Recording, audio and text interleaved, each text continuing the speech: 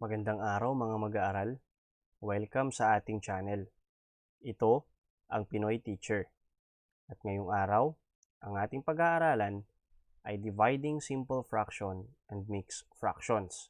Kaya, makinig kayo ng mabuti upang kayo ay maraming matutunan. May mga dapat tandaan sa pagdi-divide ng improper fraction sa simple fraction. Una, gawin munang improper fraction ang mixed fraction. Pangalawa, palitan ng multiplication sign ang division sign. Pangatlo, kunin ang reciprocal ng pangalawang fraction na i-divide. Pang-apat, i-multiply ang mga fractions. Panglima, kung ang sagot ay improper fraction, ito ay gawing mixed fraction. Pang-anim, kung ang sagot ay pwede pang i-simplified, ito ay kailangang ma-simplified. So, kung pwede pang i-simplify or pwede pang i-lowest term yung sagot, ito ay kailangang i-simplified or i-lowest term. So, magbigay tayo ng halimbawa. So, dito, meron tayong isang mixed fraction na i-divide sa isang simple fraction.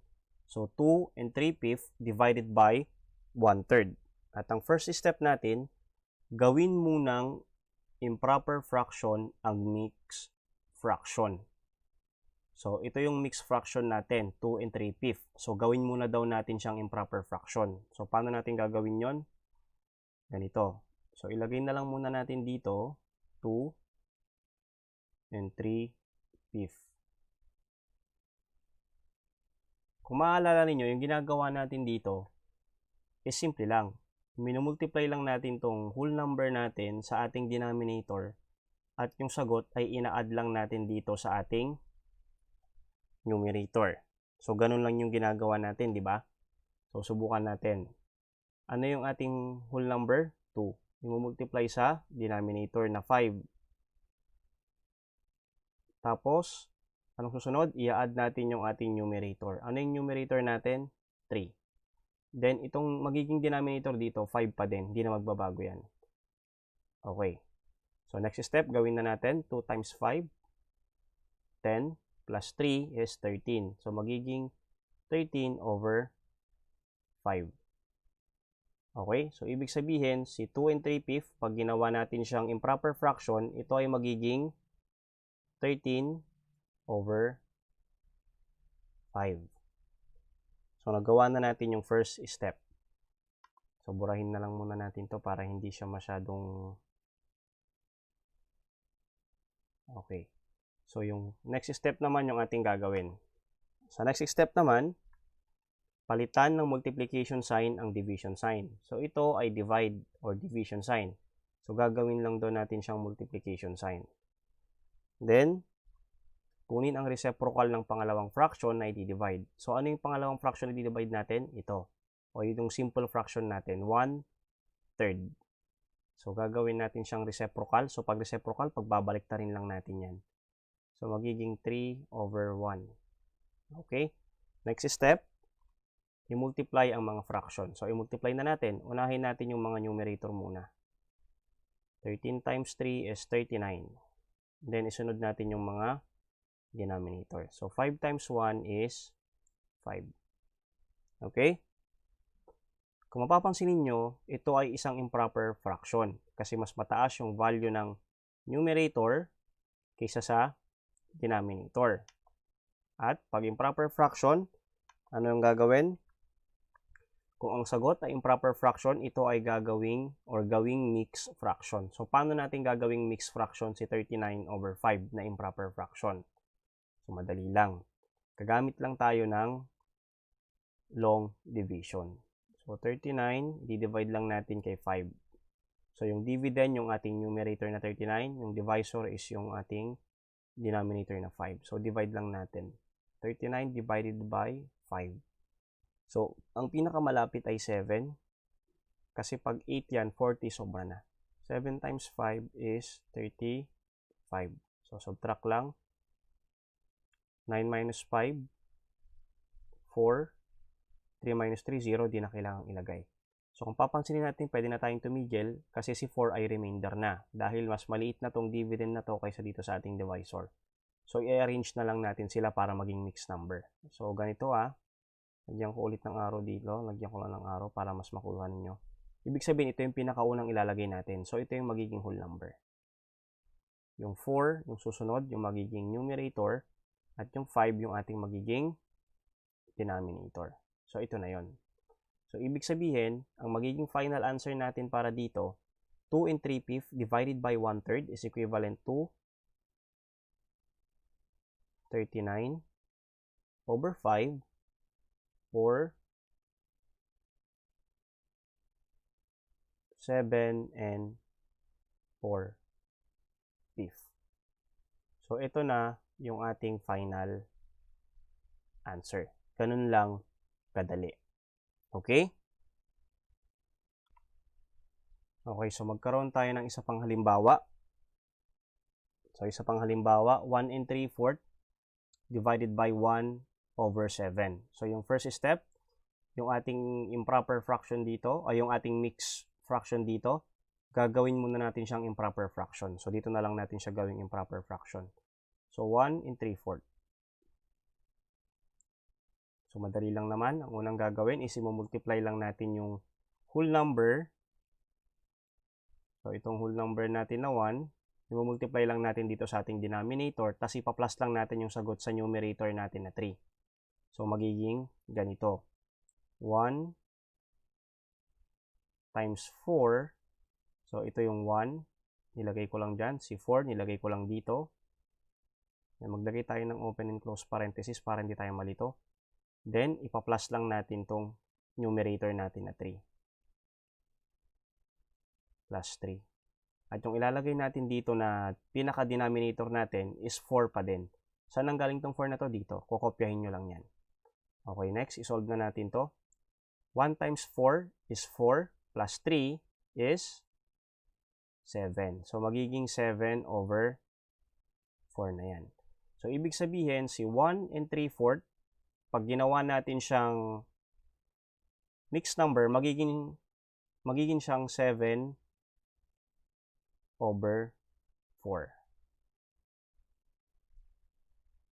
Okay? So, next, yung division sign natin, gagawin natin multiplication sign. Then, kukunin natin yung reciprocal ng ating simple fraction. So, 1 over 7. So, baliktarin lang natin, i-flip lang natin yan. So, magiging 7 over 1. Babaliktarin nyo lang yan. Okay? Next is, multiply na natin. So, unahin natin yung numerator. 7 times 7, 49. Next is yung denominator. 4 times 1 is 4. So, kung mapapansin nyo, ito ay isang improper fraction kasi mas mataas yung numerator kaysa sa denominator. So, dapat gawin natin siyang mixed number. Okay? So, paano natin gagawin yon? Gagamit na naman tayo ng long division. Okay, so ang magiging dividend natin is yung 49. O, dito nang galing yung 49 And then, ang magiging divisor natin is yung 4. So, yan nang galing yung 4. Yan lang ang pagkukuhanan nyo. So, 49 divided by 4. Ay, hindi. Unahin na lang natin yung 4 kasi pwede pa naman. 4 divided by 4, so 1. Times 4 is 4. Then, subtract. 4 minus 4, 0. Huwag nyo nang ilagay. Bring down na lang natin natirang number na 9. 9 divided by 4 is 2. 2 times 4 is 8. And 9 minus 8 is 1. Okay, so ngayon may sagot na tayo.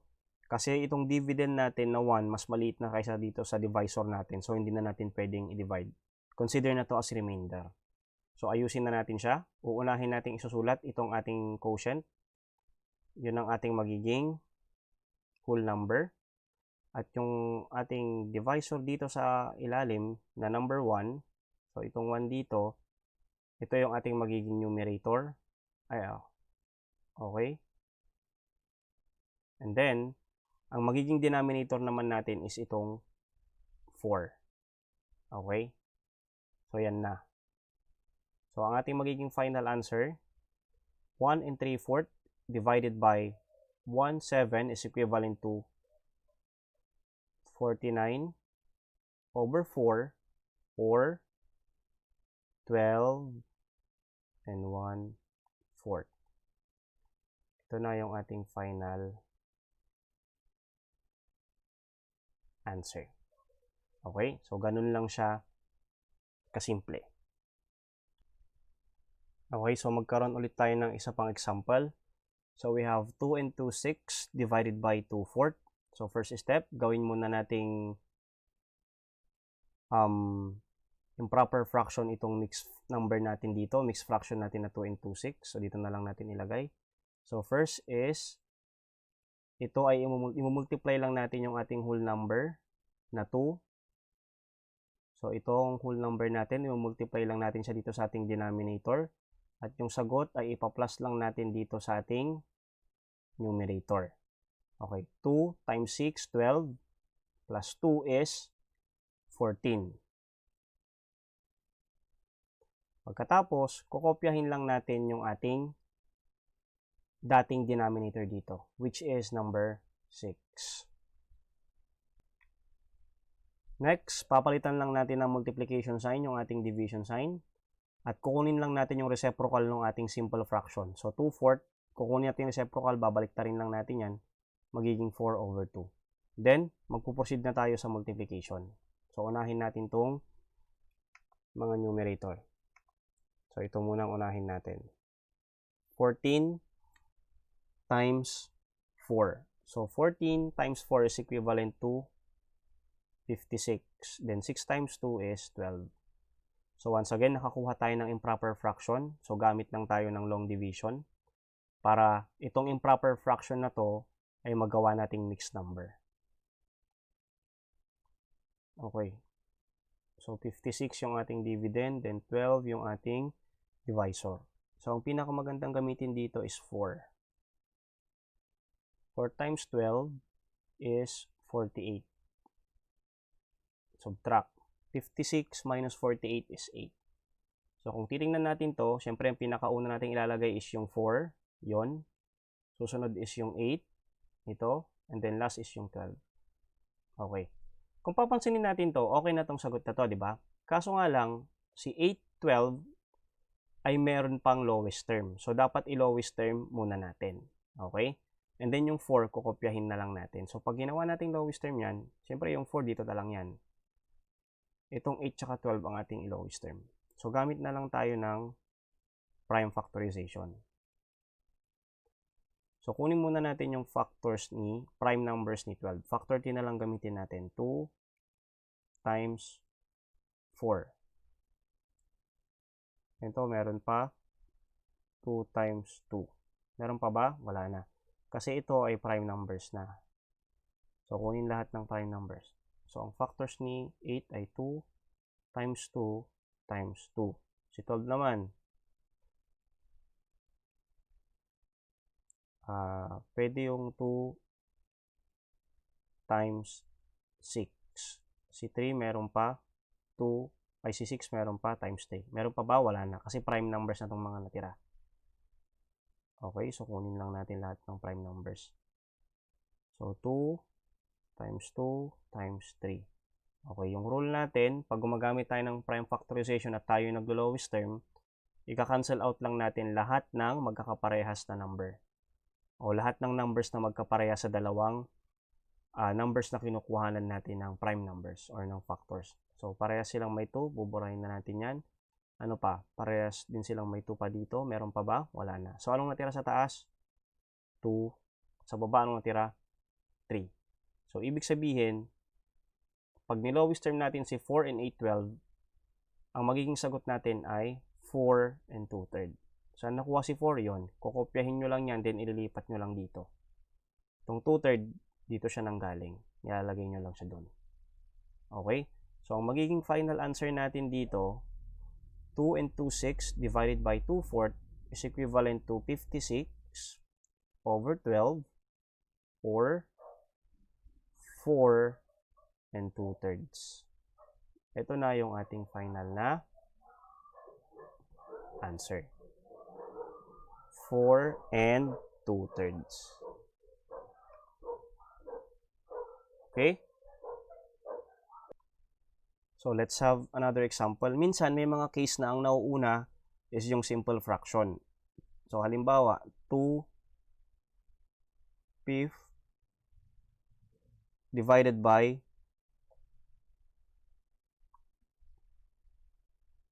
2 and 1/3. So, minsan, may mga ganitong cases. Nauuna yung simple fraction bago yung mixed number.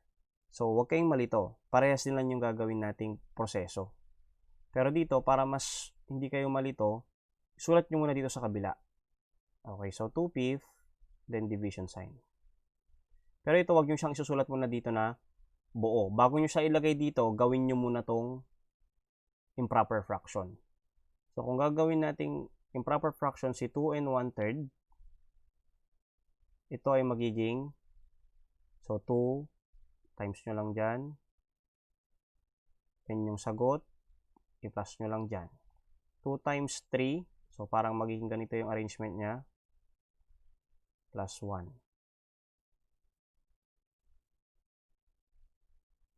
So 2 times 3, 6, plus 1, 7. So 7 over 3. So, ibig sabihin, itong si 2 and 1/3 magiging 7 over 3. Okay? And then, pwede na tayong mag-proceed sa next step. So, next step, so, kukopyahin nyo lang itong 2/5, papalitan nyo to ng multiplication sign, itong division sign, at kukunin nyo yung reciprocal ng 7 over 3. So, kung kukunin natin yung reciprocal yan, magiging 3 over 7 or 3/7 na. Then, proceed lang tayo sa multiplication. 2 times 3, 6. 5 times 7,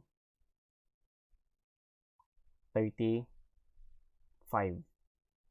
So, kung papansinin natin, si 6 over 35, hindi naman siya improper fraction kasi mas maliit naman yung numerator kaysa sa denominator. Tama? Hindi rin siya mixed number. At saka hindi rin, isa siyang simple fraction. At si 6 over 35 ay wala ng lowest term. So, ibig sabihin, ito na yung ating magiging final answer. So, ibig sabihin, 2/5 divided by 2 and 1/3 is equivalent to 6 over 35. So, ito na yung ating final answer. Okay. So, ganun lang kasimple yung ating mga method. Okay? So, ganun lang kasimple mag-divide ng simple fraction at mixed fraction. So, tandaan lang ang mga sumusunod ulit. Papaalala ko lang. Una, gawin munang improper fraction ang mixed fraction.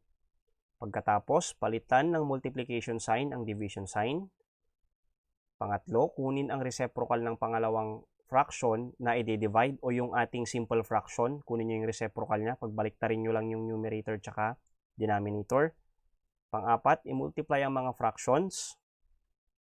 Panglima, kung ang sagot ay improper fraction, ito ay gawing mixed fraction. So, kung improper fraction, mas mataas yung numerator kaysa sa denominator, i-divide nyo lang yun para maging mixed fraction. Then, pang-anim, kung ang sagot ay pwede pang i-simplified, ito ay kailangang ma-simplified. So, kung pwede pang i-lowest term yung sagot, kahit yung fraction niya lang, huwag nyong galawin yung whole number niya, i-simplified nyo pa at i-lowest term. Okay? So, ngayon, inaasahan ko na naintindihan ninyo yung ating lesson, kaya magbibigay ako ng konting exercise lang, konting mga sasagutan. So, ibigay ang sagot ng mga sumusunod. So, yung una, 1 and 4/7. Pangalawa, divided by 1/5. Okay? For number 2 naman, o yung pangalawa is 1 and 4/6 divided by 2/4.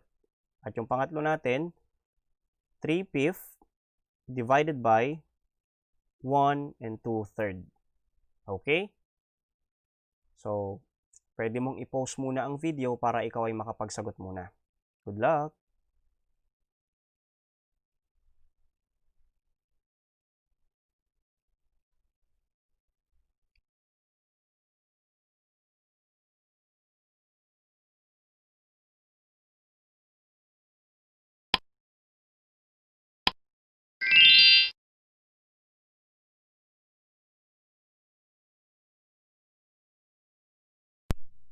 Okay, so inaasahan ko na handa ka nang tingnan ngayon ang mga tamang sagot. So ito yung mga tamang sagot natin. Sa number 1, 1 in 4, 7 divided by 1/5 is equivalent to 55/7 or 7 and 6/7. Okay, number 2, 1 and 4/6 divided by 2/4 is equivalent to 3 and 4/12 or 3 and 1/3. At for number 3, 3/5 divided by 1 and 2/3 is equivalent to 9/25. Okay? So, hopefully, nakuha mo lahat yung mga sagot ng tama. Kung hindi man, pwede mo namang balikan yung ating video at i-review yung mga parte na hindi mo nasagutan. At subukan mo ulit sagutan kung lalabas yung mga tamang sagot. Okay? So dito nagtatapos ang ating lesson para sa araw na ito. Maraming salamat sa panonood at pakikinig. Sana ay marami kayong natutunan. Magkita-kita ulit tayo sa mga susunod pa nating mga episodes. Maraming salamat. Hanggang sa muli. Paalam!